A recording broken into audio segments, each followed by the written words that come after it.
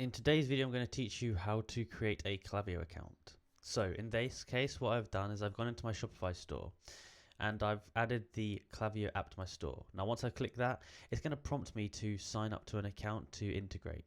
From here, you want to put your email, create a password and a phone number into here.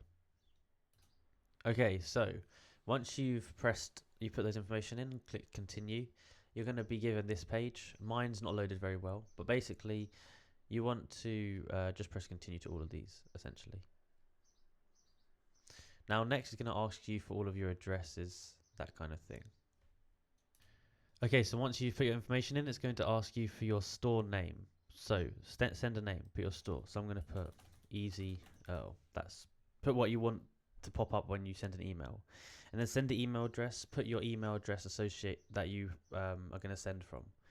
Now you want to have that domain. So if your website's called easyl.com, you might want to put info@easyl.com as the sending address. So I'll do that, info@easyl.com, and continue. Now, how do you want to reach your audience? Email, SMS, or both? I would recommend doing both if you can, but only a few countries can do that. And finally, it's going to ask you to activate your Klaviyo account from the email you signed up with. And boom, you're in, you've created your account, and now you're ready to get started with Klaviyo. Thank you for watching this video. If you found it useful, please like, subscribe, and comment down below that helped. Thanks for watching.